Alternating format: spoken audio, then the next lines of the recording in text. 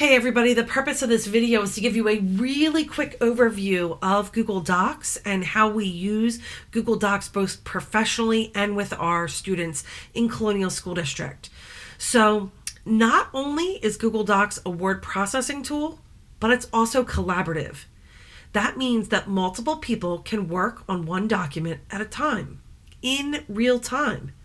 All items are automatically saved and organized in your Google Drive. It makes it super easy to use it both professionally and with your students. But one thing you have to understand is how the sharing works. Since it's a collaborative tool, there's going to be times where you just want to be able to work on the document. And that would be level 1. I would be the owner and I would only want my type notes to be inside that document. Level 2 would be, it's still restricted. I'm going to share that with the teacher across the hall so I can get his or her input as I'm working on the document. But let's say you wanted to share it with a group of people. There's several ways you can do that. There's also 3 options once you share it. So let's take a look at level 3 and level 4. So we kind of talked about level 1 and level 2. Basically, you are the only person that can edit it. That's level 1. Level 2 would be like a small group that you specifically name those people. But level 3 would be a larger group. So you can share something with the entire Colonial School District and maybe just allow them to view the document. Or you could allow them to be a commenter and give comments on the document. Or you could allow everyone in the entire district to be the editor. I doubt that's going to happen, but just wanted to give you an idea of what level 3 sharing was. So level 4 sharing is anybody with the link. That means anybody who has the link is able to either view, comment, or edit on this particular document.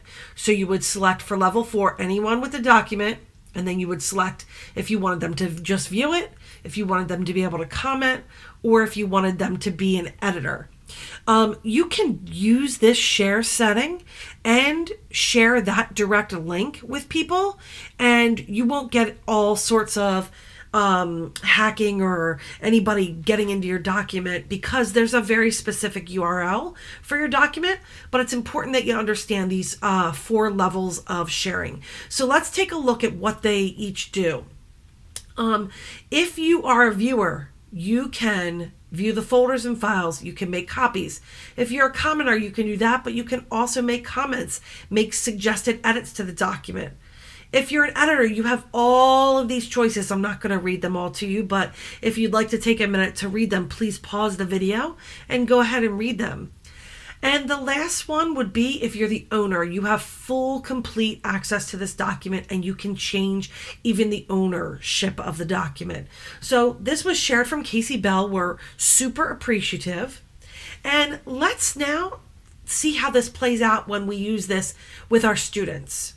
So earlier in this module, we talked about thinking of Schoology as your airport.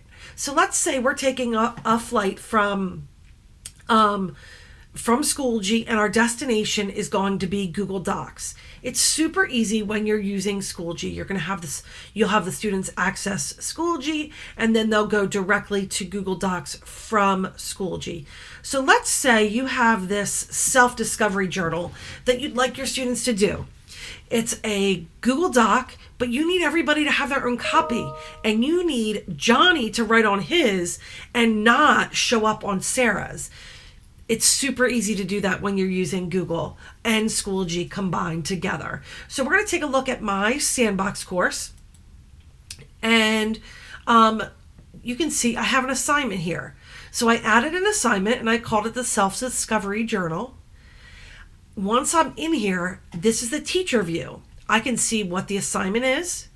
I can see the students that are in progress. As soon as they open it, I will see their copy of the document in real time. So if they're typing in it, I can see it.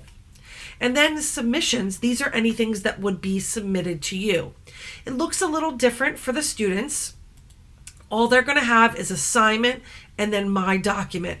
And it'll just open up a copy of their actual self-discovery journal. It titles it for them. It puts their name on it. It organizes it in your Google Drive. This is absolutely the way to go when you want students working on Google Docs.